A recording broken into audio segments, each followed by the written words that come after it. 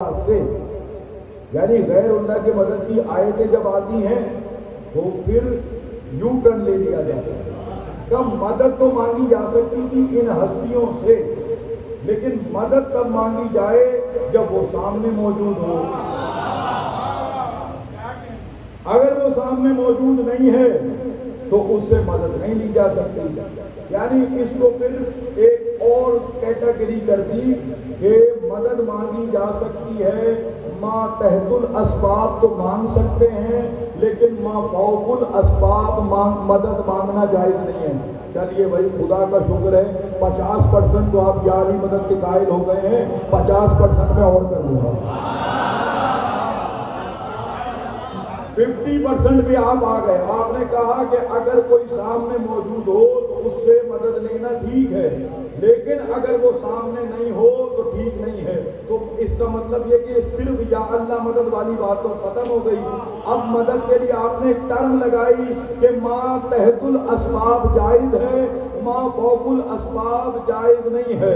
یعنی اب کیٹیگری دو بن گئی، اسباب کے تحت تو جائز ہے، اسباب سے اوپر ما فوق الاسباب ہے تو جائز نہیں۔ یعنی میں سمجھاؤں، میں فراز بھائی کو کہوں فراز بھائی جیب سے 10 روپے تو نکال کے دے دو، تو فراز بھائی جیب سے 10 روپے نکال کے میری مدد کرتے تو یہ ما تحت الاسباب ہے۔ اور میں کہوں فراز بھائی ذرا نیو یارک کے فلانے برانڈ کی چیز تو مجھے ابھی دے دو، تو فراز بھائی سے اب یہ مدد مانگوں تو یہ جائز نہیں ہے، کیونکہ یہ سبب کے تحت نہیں ہے، کیونکہ اب سبب تو موجود نہیں ہے۔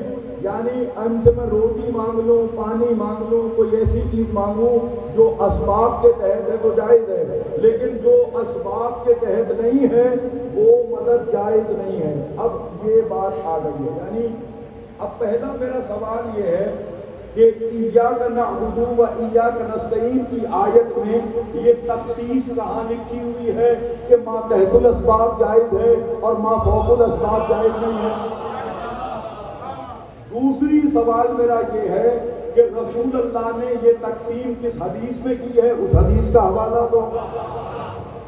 تو کہ نہیں یہ ہم نے قرآن اور حدیث کا فہم کر کے علماء نے یہ تقسیم کی ہے اور اس کے تحت ہمارا سوال ہے۔ تو میں نے کہا کم سے کم یہ تو اصول ٹوٹا کہ کتاب اللہ اور حدیث کے علاوہ ہمارے لیے کچھ اور حجت نہیں ہے، لیکن اب علماء کی اصطلاحات بھی حجت بن رہی ہیں۔ بات آپ کو سمجھ میں آئی؟ ما تحت الاسباب، ما فوق الاسباب۔ ما تحت الاسباب کا مطلب جو چیز سبب کے تحت ہو، ما فوق الاسباب کا مطلب ہے کہ جو چیز اس وقت سبب موجود نہ ہو اور اس کے ذریعے، یعنی میں پانی مانگوں یہ ما تحت الاسباب ہے، اور میں اسد سے کہوں کہ بیٹے اسد ایسا کرو لندن کا پانی ابھی فوراً حاضر کر کے دو، تو یہ تو سبب ہے ہی نہیں، یہ تو سبب سے اوپر ہو گئی بات، یہ ہو گیا ما فوق الاسباب۔ ٹھیک ہے بھائی، اپنی بات سے پھرو گے تو نہیں، اگر نہیں پھرتے ہو تو میں سوال کرتا ہوں تم سے تین۔ آصف بن برخیہ جناب سلیمان کا وزیر بیت المقدس میں بیٹھا ہوا تھا، دربار تھا حضرت سلیمان نبی کا۔ آصف بن برخیہ سے اس منزل پر سوال کیا، بلکہ حضرت سلیمان نے پورے دربار سے کہا کہ کون ہے جو ملکہ بلقیس کا تخت لے آئے؟ ایک دیو کھڑا ہوا، عفریت کھڑا ہوا، قرآن کہتا ہے اس نے کہا میں آپ کے دربار ختم نہیں ہوگا، میں تخت کو لے آؤں گا۔ یعنی وہ اڑتا ہوا جاتا اور وہ دربار سے تخت کو اٹھاتا اور وہ لے کے آ جاتا، کیونکہ جن میں بڑی طاقت ہے اس کی رفتار بڑی تیز ہے تو وہ لے آتا۔ اب اسی مقام پر ایک اور بھی موجود تھا جو ایک اللہ کا ولی تھا، جو ایک صاحب اسم اعظم تھا، جس کا نام ہے آصف بن برخیہ، حضرت سلیمان کے پیچھے نماز پڑھنے والا، حضرت سلیمان کا وصی ہے۔ اس نے آصف بھائی یہی کہا کہ میں پلک جھپکنے سے کم وقت میں لے آؤں گا۔ گھر جا کے سورہ نمل کو پڑھنا، اگر بے اذن اللہ کا لفظ لکھا ہوا ساری زندگی ممبر پہ نہیں آؤں گا۔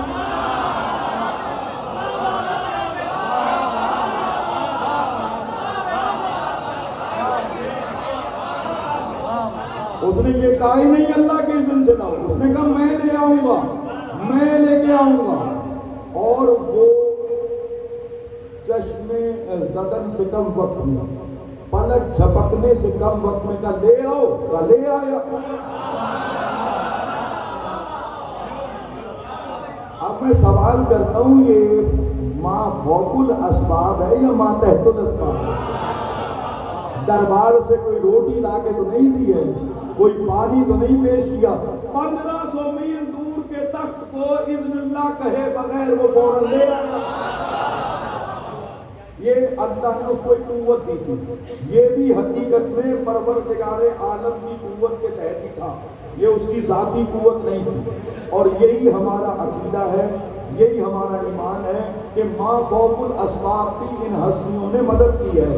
مثال کے طور پر حضرت جناب موسیٰ کی قوم نے بھوک اور پیاس کا شکوہ کیا، اب اس صحرا کے اندر وہ جو چیزیں آ رہی تھی، جو منو سلوہ آ رہا تھا، مجھے بتائیے یہ ما تحت الاسباب تھا یا ما فوق الاسباب تھا؟ اگر وہیں کی کوئی بھنڈی توری سے سالن بنوا دیتے تو ما تحت الاسباب تھا، اور اگر غیب سے مدد کر دی تو ما فوق الاسباب ہے۔ اب تیسری مثال آپ کی خدمت میں پیش کرتا ہوں، اگر حضرت علی سامنے موجود ہوتے اور علی سے کہتے اے علی جاؤ خیبر کا در اکھاڑ لو، تو ما تحت الاسباب تھا۔ اگر علی تھے مدینے میں اور نعت علی پڑھ کے بلایا تو ما فوق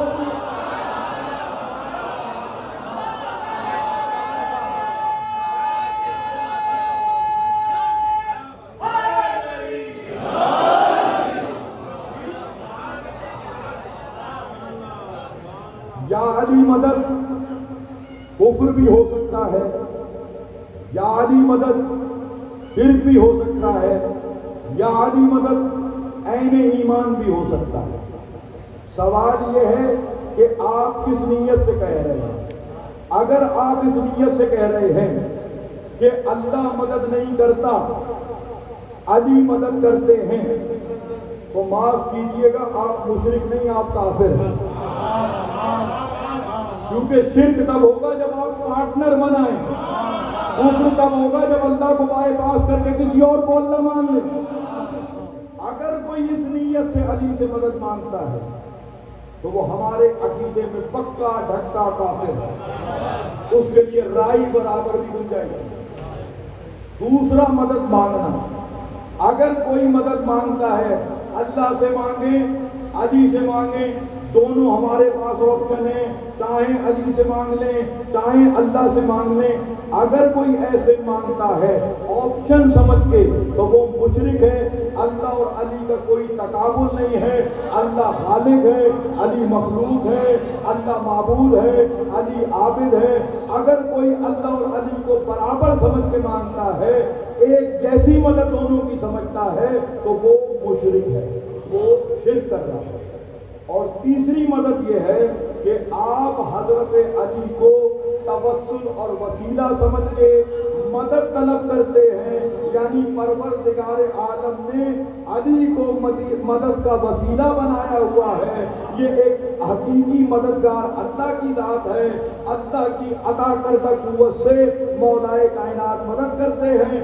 اگر یہ عقیدہ رکھ کے کرتا ہے تو وہ عین ایمان کرتا ہے، وہ کوئی شرک نہیں۔